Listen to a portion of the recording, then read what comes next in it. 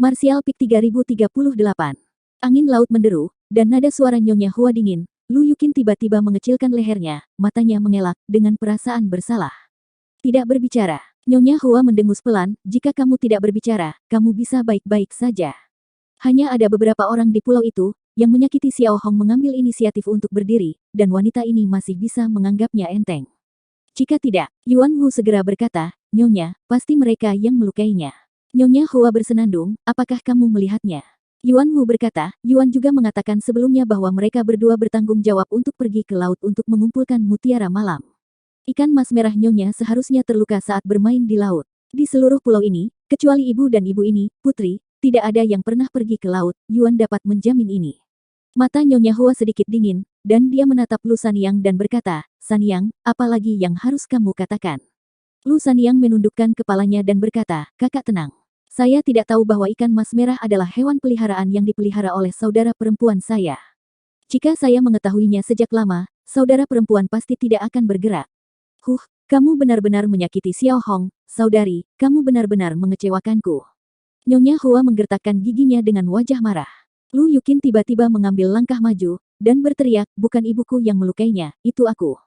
Tiba-tiba datang, dan aku hanya memukulnya dengan santai, dan tidak terlalu menyakitinya, kan?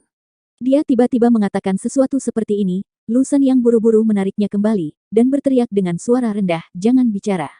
Nyonya Hua melihat pemandangan ini dengan dingin, dan berkata sambil tertawa kecil, ini adalah pemandangan cinta yang mendalam antara ibu dan anak perempuannya.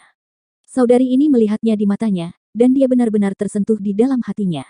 Itulah yang dia katakan, tetapi tidak ada ekspresi bergerak di wajahnya, hanya tatapan dingin, sepertinya sedang memakan orang. Wanita yang memegang tangki ikan juga berteriak, apakah tidak menyakiti Xiao Hong? Buka mata anjingmu untuk melihat dengan jelas, sisik di punggung Xiao Hong telah terlepas. Tahukah kamu betapa Nyonya mencintai Xiao Hong? Bisakah kamu mengambil tanggung jawab? Lu Sanyang juga tahu bahwa hal-hal hari ini tidak akan baik. Dia tidak bisa lebih jelas tentang temperamen Nyonya Hua. Dia tidak akan memaafkan. Terlebih lagi, dia selalu memandangnya sebagai orang yang tidak menyenangkan.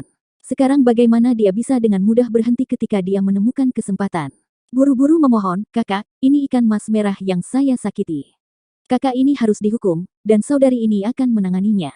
Sanyang, apakah kamu idiot? Nyonya Hua memandang Lu Sanyang dengan dingin, dengan bibir merah terbuka ringan, kamu memiliki tingkat kultivasi Kaisar Realem. Xiao Hong hanyalah monster-monster urutan kelima, jika kamu benar-benar melakukannya, akankah Xiao Hong masih hidup? Ini benar-benar aku. Tidak perlu banyak bicara, wanita ini tahu siapa yang menyakitinya. Nyonya Hua menatap Lu Sanyang dan menatap wajah Lu Yukin. Sanyang, kamu tidak punya cara untuk mengajar seorang gadis, jadi kakak perempuan akan mengurusnya untukmu. Ini adalah kebaikan saudari ini, tidak perlu mengucapkan terima kasih. Saudari, Lu Sanyang terkejut dan buru-buru menjaga Lu Yukin. Wajah cantik Lu Yukin juga memucat, bagaimana mungkin dia tidak tahu bahwa dia telah menyebabkan bencana. Tapi dia tidak melakukannya dengan sengaja. Ketika dia dan ibunya sedang mengumpulkan mutiara malam di bawah laut, seekor ikan mas merah besar tiba-tiba berenang. Dia juga terkejut dan menamparkan tangannya dengan santai. Siapa yang mengira masalah akan disebabkan oleh tamparan ini? Mengetahui itu, dia mengatakan itu tidak menyakiti ikan mas merah. Jangan ganggu ibuku. Lu Yukin masih berteriak meskipun ada rasa takut di hatinya. Aku menggertak ibumu. Nyonya Hua mencibir, anak itu fitnah, tampar dia untukku. Ya bu, wanita yang tidak berbicara keluar setelah mendengar suara itu, dan datang ke Lu Sanyang dalam beberapa langkah, menatapnya dengan dingin dan berteriak, pergi. Lu Sanyang menolak untuk melepaskannya, tetapi dia menatap Nyonya Hua dengan memohon dan terus menggelengkan kepalanya. Nyonya Hua berkata, Sanyang, kamu tahu emosiku. Jika kamu tidak menghentikannya, aku hanya akan mengajarinya sedikit. Jika kamu berani menghentikannya, itu lebih dari sekedar pelajaran. Wajah Lu Sanyang sedikit berubah ketika dia mengatakan ini. Jangan menyingkir dulu. Wanita itu mengulurkan tangan dan menangkap Lu Sanyang ke samping. Tingkat kultivasinya hanya tahap Daosos urutan ketiga. Meskipun jauh lebih buruk daripada Lu Sanyang jelas tidak berani melawan. Ketika dia tertangkap seperti ini, dia langsung terhuyung. Di satu sisi, dia menatap Lu Yukin dengan air mata berlinang. Dia tahu bahwa pemukulan putrinya tidak dapat dihindari, dan sekarang dia hanya berharap Nyonya Hua akan berhenti pada waktu yang tepat. Ibu, Lu Yukin berbisik. Telapak tangan wanita itu terangkat tinggi, dengan senyum dingin di wajahnya, dan membanting wajah yang mirip dengan wajah Lu Sanyang. Di telapak tangan, kekuatan sumber melonjak, kekuatan membunuh disembunyikan, dan tingkat kultivasi Lu Yukin tidak tinggi, bagaimana dia bisa menahan pukulan seperti itu? Jika telapak tangan ini mengenainya, dagingnya akan penuh. Tinju Lu Sanyang mengepal erat, dan dia tidak menyadari ketika dia mencubit kukunya di telapak tangannya, matanya merah, dan dia memaksa dirinya untuk berdiri diam dan tidak terburu-buru. Dia tahu bahwa jika dia bergegas, maka mereka semua akan mati di sini hari ini.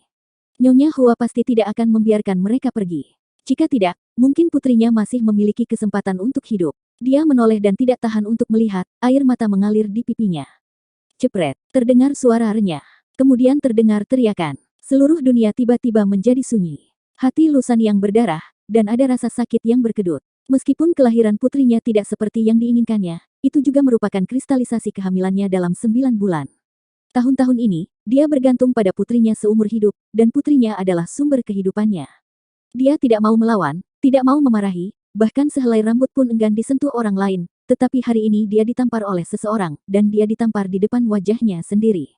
Dia membenci ketidakmampuannya, dia membenci sikap Ni Hua yang mendominasi dan tidak masuk akal, dan merasa bahwa semua ini adalah tanggung jawabnya. Air mata menetes ke tanah seperti mutiara yang pecah. Lu Sanyang menoleh dan menatap Lu Yukin dengan gugup, karena takut dia akan melihat pemandangan yang tidak berani dia lihat secara langsung. Saat berikutnya, dia tercengang. Lu Yukin masih utuh. Meskipun ekspresinya sedikit ketakutan, tidak ada bekas luka. Sebaliknya, wanita itu yang ingin memukulnya sebelumnya. Ada sidik jari yang jelas di pipinya, sedikit kemerahan, dan sedikit darah tumpah dari sudut mulutnya. Telapak tangan itu jelas tidak ringan, dan pipi wanita itu dengan cepat membengkak. Apakah putriku baik-baik saja? Sebaliknya, orang lain dipukuli. Lu Sanyang tercengang, dan dia tidak tahu apa yang sedang terjadi. Wanita yang dipukuli itu jelas juga tercengang, berdiri bodoh di tempat dengan ekspresi bingung. Dia tidak menyangka ketika tamparannya jatuh, dia malah dipukuli. Yuan Wu tetap diam untuk sementara waktu. Nyonya Hua dan wanita yang memegang tangki ikan juga terdiam beberapa saat. Semua orang berdiri dengan bodoh. Tapi segera, ekspresi Nyonya Hua berubah suram, dan sepasang mata seperti burung phoenix meledak menjadi cahaya yang menyeramkan, menatap dingin pada pemuda yang berdiri di depan Lu Yukin, dan berkata dengan sungguh-sungguh, apakah kamu melakukannya? Terlepas dari beberapa dari mereka, hanya ada pemuda ini dan Lu Sanyang dan putrinya. Lu Sanyang dan putrinya tidak memiliki kemampuan ini, dan satu-satunya penjelasan adalah bahwa pemuda itu menggunakan tangannya. Sejak datang ke sini, Nyonya Hua tidak pernah melihat Yang Kai. Kaisar Realem urutan pertama tidak layak untuk diperhatikan. Dia juga memiliki tingkat kultivasi ini, tetapi di Pulau Naga, tingkat kultivasi bukanlah kekuatan utamanya. Naga guntur urutan ke-8 ada di punggungnya. Selain klan naga, siapa yang berani memprovokasi dia? Dia tidak menyangka bahwa pemuda yang tidak tahu malu ini akan berani membantah wajahnya, dan siapapun yang memukulnya akan sama dengan memukul wajahnya. Ini melanggar hukum. Dada Madame Hua terbakar amarah, dan tidak ada ekspresi yang bagus untuk menatap Yang Kai. Saya melakukannya. Yang Kai dengan mudah mengakui. Ketika Lu Sanyang mendengar ini, dia bersyukur dan khawatir untuk Yang Kai. Dia tahu bahwa Yang Kai tidak kalah, bahkan Yuan Wu telah diajari olehnya, tetapi mengajar Yuan Wu benar-benar berbeda dari apa yang baru saja dia lakukan. Bukan masalah besar untuk mengajari Yuan Wu, tapi bagaimana bisa ada jalan keluar untuk menyinggung Nyonya Hua. Dia sangat cemas, menyeka air matanya, dan dengan cepat mengedipkan mata pada Yang Kai. Yang Kai menutup telinga, menjabat tangannya, dan berkata dengan ekspresi jijik, saya tidak ingin memukul seorang wanita, itu tidak ada artinya, tetapi untuk wanita jahat seperti kamu, tidak ada masalah memukul, tapi sayang sekali, bahwa tangan tuan muda ini kotor. Apa yang sedang kamu bicarakan? Madame Hua menyipitkan matanya bersinar dingin. Yang Kai mematikan lehernya dan berkata, apakah kamu tuli? Tidak bisakah kamu mendengar apa yang dikatakan tuan muda ini? Ketika dia mendengar ini dia langsung terkejut, hidungnya hampir bengkok. Berani berbicara denganku seperti ini. Beraninya kau berbicara padaku seperti ini. Siapa yang memberi kamu keberanian? Di Pulau Roh ini, dia seperti seorang wanita simpanan, dan tidak seorang pun kecuali klan naga yang bisa berbicara dengannya seperti ini. Nyonya Hua gemetar karena marah, dan dia menggertakkan giginya dan minum, wah, kamu mencari kematian. Yang Kai bersenandung, kalau begitu itu tergantung pada apakah kamu memiliki kemampuan ini. Mainan klan naga, aku tidak tahu dari mana rasa superioritasmu berasal. Kamu harus membuat keributan tentang hal-hal kecil. Menjadi merajalela di depanku, lihat bagaimana saya mengajari kamu. Tuan muda ini tidak suka memukul wanita, tetapi itu tidak berarti saya tidak akan bertarung. Mainan klan naga, apa masalah besar? Mata indah Nyonya Hua melebar, dan dia menyeringai, Xiao Hong terluka. Wanita ini hanya di sini untuk memohon keadilan. Beraninya kamu menyakiti orangku, dan berani menghadapiku. Apakah kamu memakan hati beruang dan empedu macan tutul? Mainan yang dibesarkan oleh mainan itu, bagaimana jika terluka? Suster Lu sudah meminta maaf padamu, kamu masih ingin menggertak orang seperti ini. Apakah berguna untuk meminta maaf? Wajah Nyonya Hua muram, cedera macam apa yang diderita Xiao Hong, wanita ini ingin penjahat kecil itu membalasnya. Lu Yukin tidak bisa menahan gemetar setelah mendengar kata-kata itu. Cedera ikan mas merah itu tidak serius, tetapi telah kehilangan 2 sisik, tetapi jika itu diubah menjadi dirinya, itu akan menjadi lapisan daging dan darah dari punggungnya. Bagaimana dia bisa menahan rasa sakit seperti itu ketika dia masih remaja? Wajahnya tiba-tiba menjadi pucat. Kamu tahu cara menghitungnya. Yang Kai mencibir. Bayar untuk setiap dosa, itu dibenarkan. Nyonya Hua berkata dengan dingin, dadanya yang menjulang naik turun dengan keras, dan jelas bahwa dia sangat marah pada Yang Kai. Yang Kai mengerutkan kening, mengangguk dalam erangan yang dalam, dan berkata, oke, apa yang kamu katakan masuk akal.